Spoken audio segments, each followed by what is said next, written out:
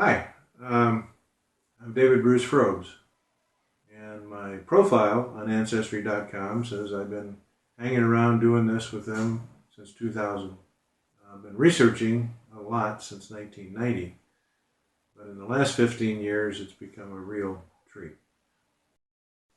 What got me started was I had relatives who had a lot of information. A lot of it was on paper like this for various opportunities to do their ancestry research. And pretty soon when I retired in 99, I became very curious. I was very curious because I was an only child. Grandparents were gone by the time I was 13.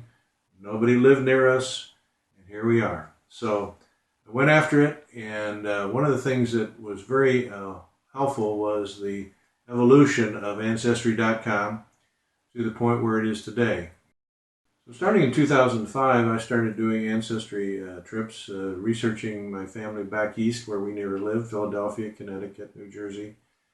And I was amazed at what I could find. I ended up in the special collections of the Historical Society of Pennsylvania, and they handed me an envelope with 13 letters in it from a gentleman named Robert Patterson, who's my four great-grandfather. And as a result, I got to know this man, Robert Patterson, who became a professor at the University of Pennsylvania. Now, what I'm doing here is showing you one person that Ancestry.com helped me find.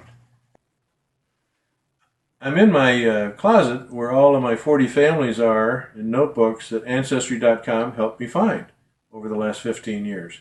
For example, Henry Clay Trumbull. My mom's middle name was Trumbull. I had no idea that this guy was a chaplain in the Civil War. And another thing that I found through Ancestry.com is a letter to that gentleman, Robert Patterson, who was the professor in Philadelphia. This is a letter from Thomas Jefferson indicating that Jefferson would like Robert Patterson to become the third director of the U.S. Mint in Philadelphia in 1805. And finally, some of the other folks that Ancestry.com has helped me find in my lineage.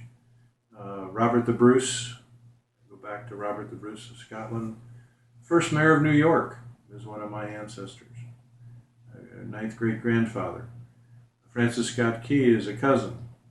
And Thomas Hooker, who settled Connecticut, and Thomas Gallaudet, who started the College for the Deaf in Washington, D.C.